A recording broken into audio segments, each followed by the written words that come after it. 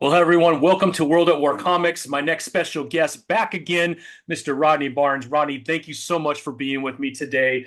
I think we talked about this the last time you were on, all the things that you have been working on, an accomplished screenwriter, producer, creator, writer, award-winning, by the way. Some of the most incredible things that you've worked on: Boondocks, Everyone Hates Chris, Wu-Tang and American Saga. You got Winning Time, The Rise of the Lakers Dynasty. I could go on and on. You got Philadelphia. What issue on now? 38, 39, something like that? Something like that. Someplace. Yeah. Yeah, you've kind of done it all, Rodney. Man, and now we're here to talk about this new title that you did with Exhibit, John Wayshak, Florence and Normandie. Awesome artwork, incredible storyline. It's kind of a feel good out of a very terrible time in our history. I absolutely loved it. Really appreciate you being on today, Rodney. Thank you. Thank you for having me. I appreciate that intro. I'm gonna have you follow me around the country and just open up for me like Flavor Flav. I could do that. I gotta watch a big clock somewhere. There you go. There you go. That's all I need. Well, I appreciate you joining me today. I did pick up Florence and Normandie a couple months ago. Very excited about this. In fact, here comes John right now, but very excited about this title. Boy, once you jumped into it and you saw that artwork and the storyline and how something so devastating in our history could bring people together in the most unique way and force them to work together. And then there's a happy outcome at the end of it, man. I loved it, man. Nothing like a happy ending. Nothing like a happy ending. So can we talk a little bit about how the story came to be? Like, is this something that you were already working on? How did that connection with the exhibit? How did the team get put together? Exhibit and I were having lunch in my home and we're sitting on the couch, and inevitably, the subject comes around to, okay, what can we do? And I have a big spinner rack in my living room with comics on it that I've written. And he went over and he was looking at the books, and he was like, man, I'd love to do a comic book. I love comic books. And a lot of people say that, and you kind of just say, oh, yeah, it's nice. But he actually started talking about really classic runs in comics. And he was like, yeah, Frank Miller was on Daredevil and, Secret Wars and this and that. And I love Mark Waid. And I was like, wow, he really does know comics. And so, we just started throwing ideas around. It just sort of came about organic. And we landed upon like an Attack the Block kind of story, where a classic story that sort of blended his childhood, my childhood fantasies of aliens coming. I'm older than him, of course, and I love movies like Close Encounters and those types of things. And I love War of the Worlds. So it was like, how could you combine the two? How could you combine the two where you service both the genre idea of science fiction and an alien attack, but also that thing that's sort of natural and organic to that environment, the aggressiveness and some of the realities that work their way into those stories. So came up with an idea. He loved it. I started putting pen to paper, and then it was like, okay, how can you make this come alive artistically, not just do your standard kind of work, like whose art could really capture the alien stuff plus the grittiness of the environment that we're in. And John came about, Wayshak. And John's work is so special. It's like, I think as a writer, what I've tried to do is establish a voice. Like, you kind of know a Rodney Barnes story. There's a thing I do with the opening, with the voiceover and something. And, when you look at John's work, it just grabs your eye. It's unconventional and conventional at the same time. And I say the conventional part as a compliment, because a lot of times guys can draw nice images, but they can't tell a story. John's able to still tell a story that's emotional, but with his own style and his own way and his own specificity. So, him coming in was perfect. And it was perfect from a lot of stuff I do with vampires and horror has a particular look. And I wanted to go in a place that was a little bit of a departure from that. And I think Jason Shaw and Alexander hooked us up. He put us together, and it all seemingly has worked out well. Very proud of what we came up with. Yeah. Was this the first time that you worked with John on anything? Yeah. Yeah. No, he did a cover for us on Philadelphia. Oh, that's right. He did do a cover. I can't remember. Yeah, It was early yeah, on though, Toppy. right? He did a Toppy one holding two guns, I believe, Yeah, yeah. I think it was an earlier issue too, right? like 6 or 7, something like that. Yeah, Yeah, exactly. Yeah. No, it came out beautiful and the storyline, I just loved it. Can we talk a little bit about that time in our history that's yeah. I mean, I think you talk about the Rodney King riots, you talk about the war on drugs, you talk about a lot of different things that were happening around that time. You had so many cultural touch points that were sort of coming together at the same time. Um, it was something that you don't want to necessarily exploit. I'm not from the area. I didn't know it. I had to go over there. I know a lot of people from it who I talked to, who spoke to me of specificity and how it worked. And what I wanted to do, a lot of times, what you see in movies sometimes about that period of time sort of are like glorified music videos. They sort of scratch the surface of what you think that world is. And I wanted to humanize the characters. I wanted them to all to have backstories. I wanted them to feel as though they had wants, they had desires, they had things, and this whole alien thing was just getting in the way of everything. And a lot of times you don't see the humanity, you just see the behavior, and you dismiss the behavior as being whatever it is. And I wanted to go deeper than that. And quite frankly, I think having John's work to still keep us present in the moment, as exciting as it is, and me with my intentions, we just sort of blended it pretty well. yeah, I think so. I think so. And speaking of John, we got John here. John, thanks for joining us today, man. Big fan of your work. We were just talking about you and the amazing ability to draw out all these incredible expressions and humanity in people. Um, Love it, man. Love it. How are you, John? Oh, thank you very much, man. I'm doing good. Sorry I'm on a little bit late. No, no, I know we were going back and forth on the timetable, so that's nobody's fault, man. We're just glad that we're all together. But man, if people don't know who John is, man, you have a new title coming up with Bad Idea called Cul-de-sac, which I'm really excited about. We could maybe talk about that in a little bit.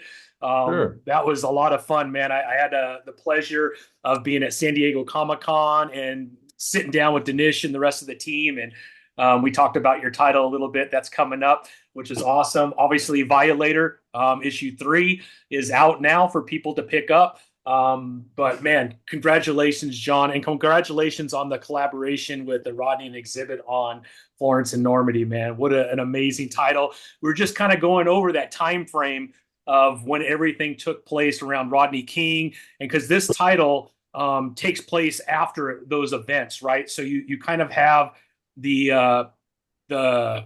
I guess the time frame and the culture of going through that, and you still have a lot of the tensions that were taking place during that time frame, and then all of a sudden this alien invasion comes about, and you could see people trying to stay, especially Officer Brown, still trying to be that same character, but the environment is forced to work with people that normally you wouldn't work with.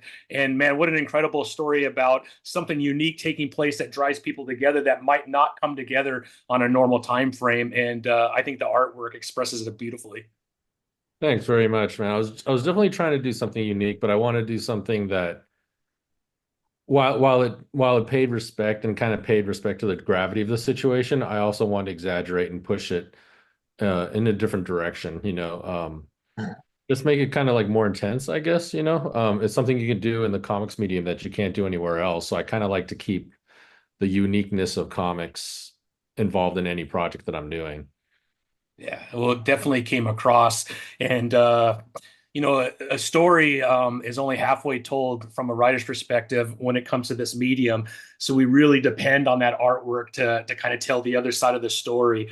And I think it was done just perfectly, man. Your art style and your ability to drive those action scenes. And especially the facial expressions, which I think are really hard for a lot of artists, really comes through, man. So congratulations. Thanks a lot, man. Yeah, yeah.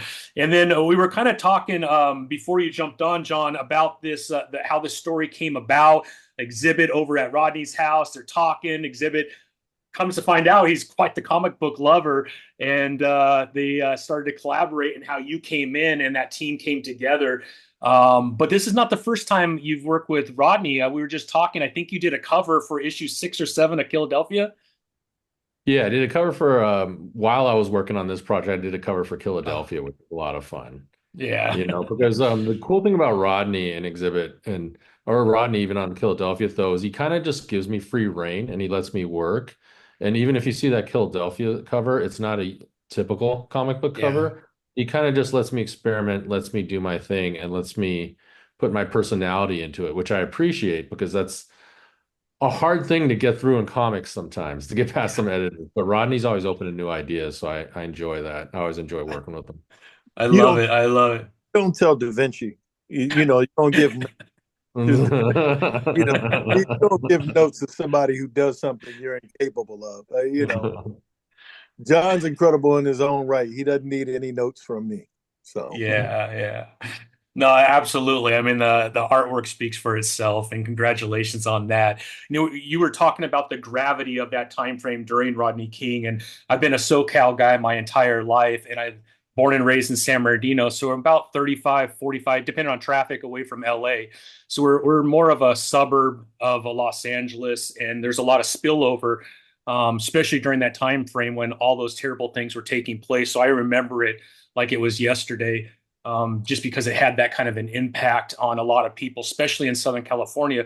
But it took place across the country, right? It really shined a light on a lot of things that were taking place that I think most people were not aware of.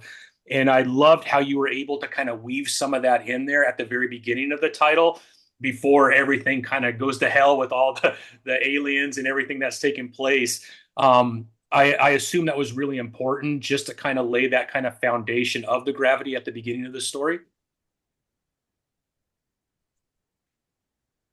Oh, me or well, oh, go ahead. which one of us? Go ahead, Rodney, and then John, if you want to jump in too. Yeah, I mean, I think for me, you wanted to I wanted folks to get to know the characters. It's hard to build empathy in a story if you don't know why you should invest emotionally. So we got the emotional investment in the beginning, but I didn't want to take too much time just sort of lingering in that space because when you see a cover like the one that John did, you want to get to that. You Yeah. want to get to people, things exploding and aliens coming and all of those things. You don't want to hear my blah blah blah. So it was like, how quickly can I get from A to B Yeah. to let him do, and sometimes if you look at my pages, it's like, and then things blow up. And then the aliens come. It's like, I'm a fan of God. So it's like I'm saying, okay, what would it look like to you if this happened with, just understanding narratively that something needs to blow up and an alien needs to come in, but having no idea what that looks like at all. So fortunately, and Jason had sent me a lot of John's work, and I'd seen a lot of John's work. So it was like, I'm excited just to see pages coming. That's the greatest part of being a writer in comics is seeing pages come in. Yeah, You know, absolutely. because it's Absolutely. always better than anything I could do. I love it. And then John, I mean, you want to jump into about the gravity of it, but then let's talk about some of these aliens that you created. I would love to know kind of the background, where you were drawing from, in your past experience to come up with some of these crazy looking characters. I mean, you can see this one right here on the back of the book. Like, where did these designs come from? I was just trying to keep it like unique and different because you have like, you know, there's so many aliens and there's so many alien movies. It's like, how do you make something that's kind of different, kind of me, what Rodney wants to express? So I kind of just went with what I like and what I usually draw, and kind of put my own fingerprint on it. My main concern was actually the main characters, just because like without them, like nothing means anything. And Yeah, even on a visual level, unless they're relatable, unless they're likable, it's yeah, really hard to drive the story. So I have a great affection for those two guys. I'd yeah. like to draw them again, like the continuing adventures of. It Hey, gets maybe. personal, believe it or not. Like drawing characters, it gets personal, especially when you draw them for a while. You get to know them, and then you you want to explore more with them. It's hard. It's like intangible, but it's just like a feeling you get after you work with them for a little while. Yeah, yeah. Will we see more of these two, you think, Rodney? I would like for that to happen. I mean, I think right now it's weird in the business as far as how things are going and what to make and what not to make. Just left that meeting a moment ago with that very question. But much like what John was saying, you know, writing them, you fall in love with them and you get to know them. And after a while, when you're writing them, it's like you want them to live on. And you ask yourself, what else could they have done? What else would they do? What would a sequel look like? Same as you do in a movie or a TV show. So I would love to see them come back and have more adventures in a different tone of story. And what's the next human thing that they get involved in, you know?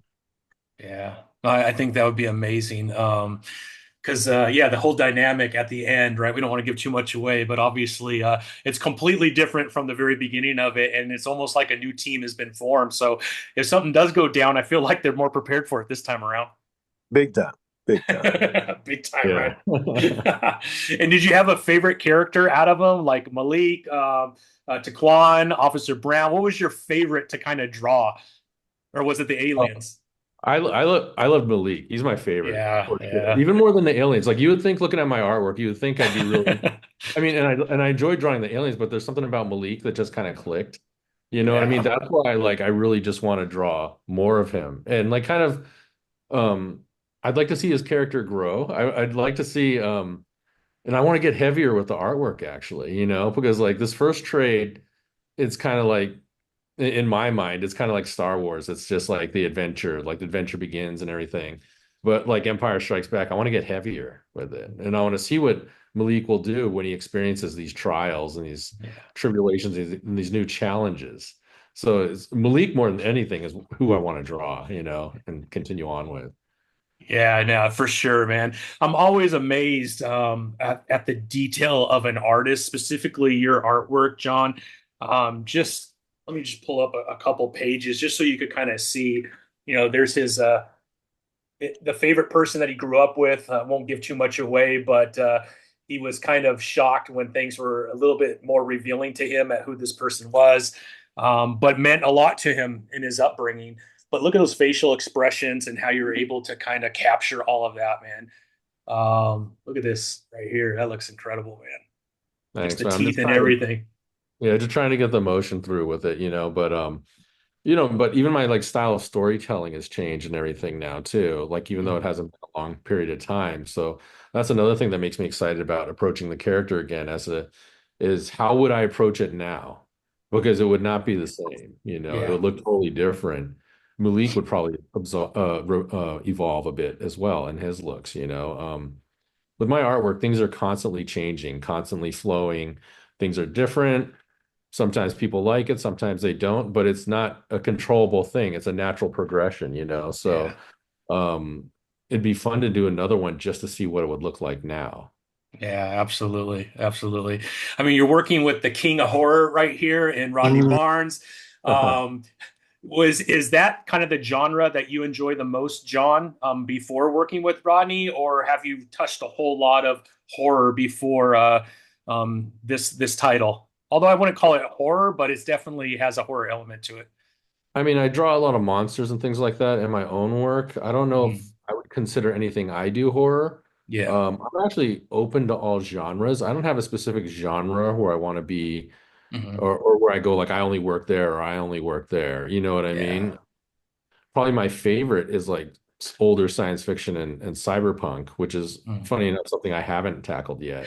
But I'm pretty open to most things. I remember years ago telling the editor, he goes like, "What kind of project do you want?" So I was like, "I want a romance story," and he thought I was joking, but I wasn't. You know, so I'm willing to tackle anything really, and I still want a romance story, believe it or not. Yeah, yeah. That's awesome. Well, Ronnie, do you have any romance stories coming up? Hey, Malik and his girlfriend, you know, There you we'll see go. whether or not they can make it or not. All right. I love it. I love it. And then, Rodney, back to you for a second. In addition to everything that we talked about that you're working on, how is Run Full going? I mean, you have your own podcast going. I love it myself, but are you having a blast? And is it kind of a break from all the other crazy things that you're working on, from producing, screenwriting, comic writing? It's weird because it starts off as a drag because I have to go to a studio and I have to sit down and I have to, anytime I have to leave home for any reason whatsoever, even kids are from school, it's like I don't want to leave and do anything. But once I get in the studio, I get past my oppositional defiance at having to do something I don't want to do. Then I get into the story. And by the time I get into the story, it does become that cathartic thing of being able to tell a scary story. And it goes back to being grateful again. So yeah, it's I love Runful. I think we've gotten a lot better from the first one all the way through. It's a lot like Philadelphia. It's like Yeah. as we go learn more about what I do well, what the writers and everyone does well, and the sound guys, and it's a blast. Yeah, yeah, it definitely comes through. Like I said, I love seeing your physical videos of you telling stories on Instagram. But yeah, Run Fool has been a lot of fun. And then I know you're really busy, Rodney, and I want to catch you before you take off, and I'll continue with John. But can you talk a little bit about Batman Full Moon? These glow in the dark covers, you got everything going on, and you're bringing this element to Batman that is a lot of fun. Can you kind of talk about that on the Black Label?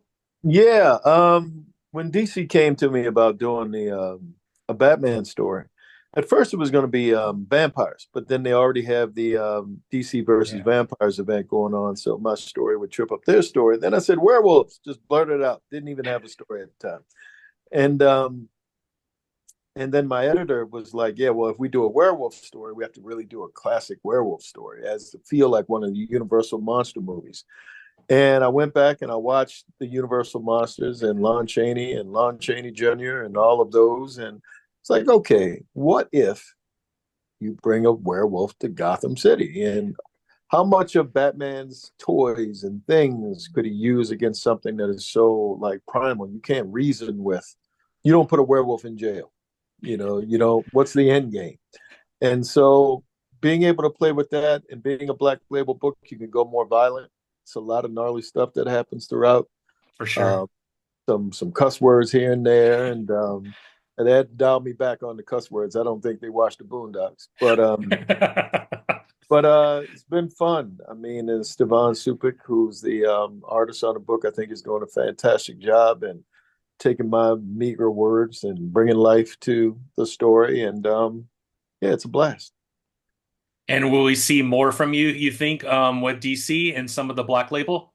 We're talking about another project with a character that I've always wanted to do. They know how to throw that chum out there, boy. It's like dogs dumping the blood overboard to get the shark. It's like, I know I'm really busy. Well, how about if it's this? And it's like, Yeah, I heard you love this character, Rodney. What do you think exactly. now, And right? I find that extra couple of hours a night to sit there and pluck away.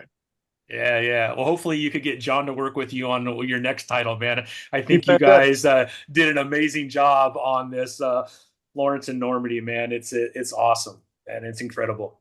I appreciate that. Yeah, yeah. Big fan of your work. You know that, Rodney, but I really appreciate it. And then, John, you got quite a few things going on yourself outside of Florence and Normandy.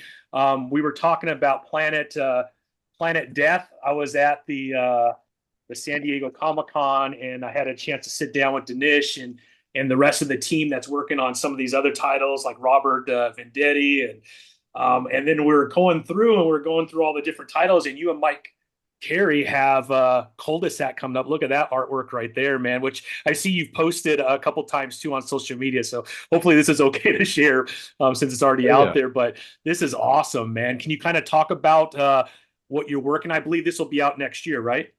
Cul-de-sac will be out next year, and it's a project I'm really excited about. For one, I mean, because Mike wrote just a banger of a script, man. I mean, it's unbelievable, and it's a rare project where because Bad Idea really just lets me have so much. I've never experienced like having so much freedom on a project, so they're kind of just letting me do I can take a lot of ownership over it. I can make it look exactly how I want it. Like this is a comic if I was like I have no restrictions and the handcuffs are off and I turn in things Dinesh, I'm like, "Hey man, I'm pushing things pretty far." And he's like, "Push it farther." He's seen my personal work and he goes, "Go as far as possible," which is what I'm doing. So it is a book with like a beautiful just like really strong story with some kind of experimental artsy storytelling to it. And I think when people see it um, it'll be something they won't be expecting seeing. At least that's what I'm hoping. You know what I mean? And I'm hoping they'll like it. I'm putting a lot of heart and soul into this one, so I'm really excited for people to see it. I can't Nice, wait. man. Yeah, yeah. I mean, Bad Idea's been doing some pretty unique things. I mean, they're a very unique publisher. What Dinesh is doing, he's kind of a marketing genius. What he did over at Valiant was pretty popular. It's my favorite years of Valiant, to be quite honest, man. That's where I really fell in love with EXO and all the rest of the characters. So I'm really happy to see what he's doing here. But some of these titles we got coming out, including Cul-de-sac next year, do look banger, man. So I'm really excited for you, man. I can't wait to get that in my hands. Talking to Dinesh, it sounds like they're gonna spread a little bit further and make their titles available at more comic shops. That's a lot of feedback they've gotten. So hopefully, a lot of people can get their hands on Cul-de-sac a lot easier than what we thought was going to happen. Because he does kind of some weird stuff, which it works, but it's different, right? Yeah, no, I mean, I definitely want people to see cul-de-sac, and I'm sure Mike does too, and I'm sure Dinesh does too. Absolutely. So definitely want people to see that, and you're talking about a lot of the marketing and stuff like that, but really, for me, it's all about the art. And my conversations with Dinesh, it's all about the art. So we're Yeah. really trying to make like a special comic for people to view and enjoy. So, like I said, you never know with these things, but I hope people do enjoy it, and it'll be out sometime next year. I love it. I love it. And then just from an artist perspective, you've done line art or sequential art. Obviously, you've done some pretty amazing covers. Some artists love the cover just because they could go bananas and create something that's just shocking, and it's that thing that captures you first, right? That if the cover doesn't look great, you're probably not going to buy the title, right? Yeah. But then you have some of the work that you've done on Florence and Normandy. Do you have like a preference? Do you enjoy sequential art more than, or is it all kind of the same to you? It's not enjoy more. Hmm. It's just when even like when I don't like doing the covers before the comic's drawn. Let me put it that way. Which is a lot of times what happens, but I'm just speaking purely on my own projects. When I work on a comic, I actually would rather focus on the sequentials, get all the sequentials down, and the cover would be the last thing I would do because I'm more concerned.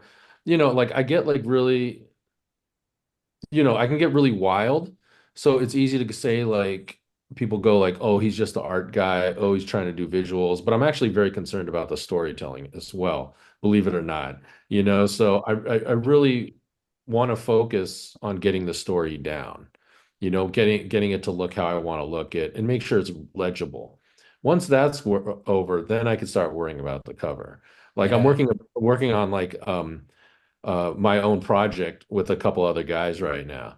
And in that one, I'm just trying to figure out like right now, just visually how I'm going to tell the story. Because I normally don't have time to sit down and actually think about the project a lot of times. Like extendedly think about the project. Like I've had this project in hand for like a year and a half probably. Yeah. But like I'm finally starting to sit down and do pages. And like one of the things I'm trying to figure out is visually how I want to approach it. Because it'll be 4 issues and what tool do I want to use? I mean, it sounds weird, but it's like a whole thought process I have going into it. Yeah. So cover would probably be the last thing, but I enjoy working on both. I work on illustration jobs. I work on stuff like that. I just did a short story with Metal Hurlant for Metal Hurlant in Europe, written Mm. by Matt Allison, and that was so experimental. Like I think I actually went too far, but it went to print. Those are the kind of chances I like to take when I'm working. Yeah. But Yeah. yeah, I mean it's all different. Let me put it that way. That's probably the short answer. Yeah, no, I love it. I love it. And you're working over there with Todd McFarlane, Thomas Healy, all of those guys. I saw your issue 3, which is amazing. Is that something you want to do more of? And is that a world that you want to dive into? Or have you done some stuff with Todd and team on Spawn before? I did a cover for them for Gunslinger Spawn. Wow. This is my first sequential project with them, and actually I would love to do a lot more. The Violator project really came together beautifully, I think, really because of Mark Andrecco. Mm. Um, Mark works in the Marvel style, which most writers don't work anymore. And Yeah. it allows me total freedom to just go wild with the visuals and pace the storytelling how I want to pace it. And I think me and him work really well together. So more, I mean, I actually, and I love drawing Violator. Like, I actually didn't, I had no idea, but like, I absolutely love drawing Violator because it's like gross and it's like Yeah. violent and everything. But like, to me, he's like a Bugs Bunny character. He's like a Jack Davis character. So like, anytime I draw Violator, I like love it. Like, no matter what pose, what angle, whatever. So for sure, I would love to do more Violator, and more than anything, I would love to work with Mark again. Yeah. Me and Mark worked together on Wildstorm. We did a book called Ah, Ferryman yeah. long time ago, and it's just working with Mark's great, and I'd love to Yeah. work with him again. Yeah, that's incredible. And then I don't know, you have the Armory Wars too with Boom. Yeah, That was yeah. another one that is that a newer one that just came out? Well, there are 12 covers, so I'm doing variants for all 12 issues. Oh, you're doing all 12? Yeah, well, one of the variants. I think they have two or three artists doing the variant covers, so Yeah, I'm working on the last one now, getting that one finished. And nice. yeah, just I have some illustration projects going on. I'm trying to talk one publisher into letting me do like a 6-page story that I'm writing myself, which I'm Oh, excited about. So, nice. you know. Nice. Is this something you've been sitting on for a while? No, it's actually my short stories, they're more like, for lack of a better term, they're going to be like more like a Vertigo kind of short story, Nah. like Blood and something like that. I'm going to treat it more as a visual experience experiment. I mean, it's still going to have like a story to it, Yeah. but it's definitely going to be more of an art piece. Let's put it that way. Yeah, yeah. A little bit more of the visual storytelling as opposed to the bubbles. Yeah, I mean, yeah, I actually haven't decided if there's going to be text or not, Oh, but yeah. yeah, but it's just pushing, trying to make artwork that can hang in a gallery. That's like the worst way to describe it. That's like actually a terrible way to describe it, but like that's the first thing that came to my head. But that's actually pretty Yeah. awful. Yeah.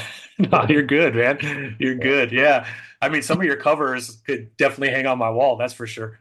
Cool, right on. Yeah. Awesome. Anything else that you're working on, John, that we haven't talked about yet? Nothing I can say. It's actually like Okay.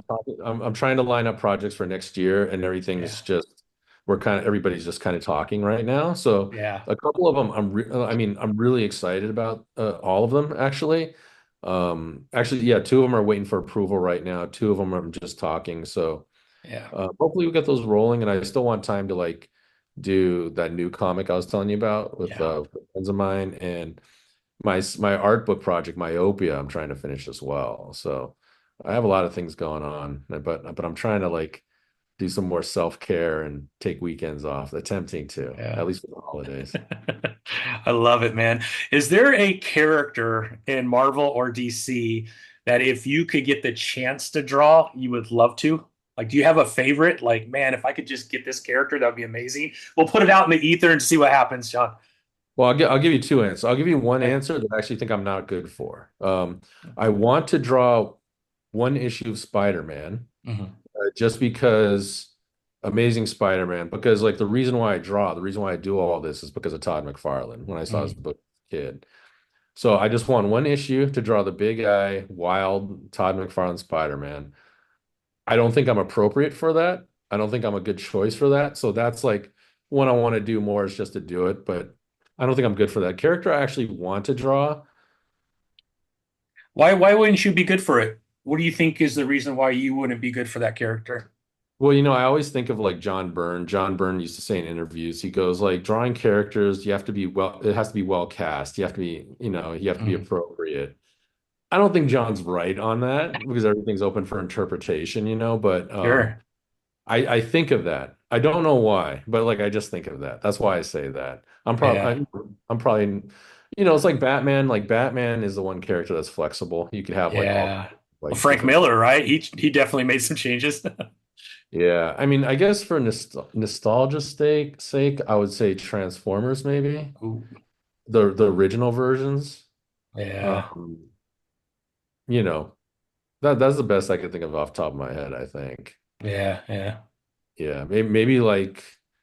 I mean, if we're talking like pie in the sky kind of stuff, I mean, Savage Land X-Men. Mm, Or yeah. not Savage Land. What was that era that was the Silvestri where they all thought they were dead and they, Rogue went to Yeah, the. it's I won't think of it because you said that now, but Yeah, yeah. I don't know if that era was called anything, but yeah, there I like. I'd like to draw those characters. So yeah. basically, I'm telling you a bunch of things that are not realistic. I guess I was supposed to say something realistic.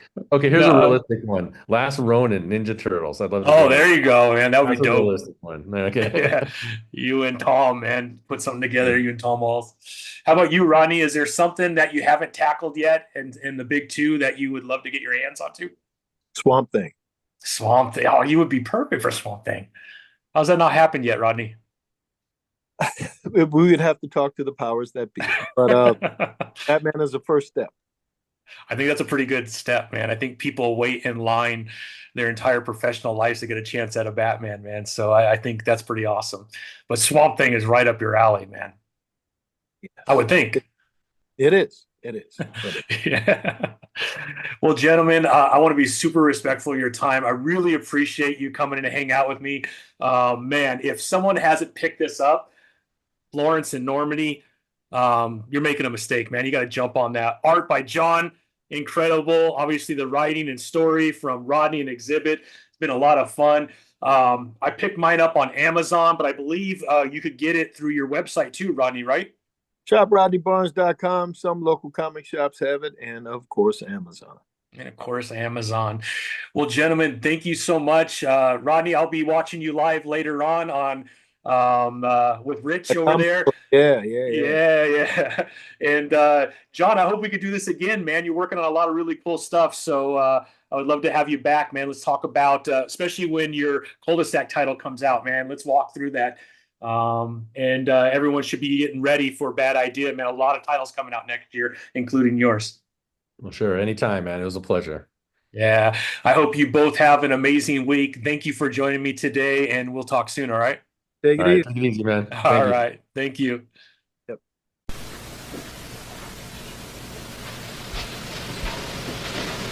You're still here? It's over. Go home. Go.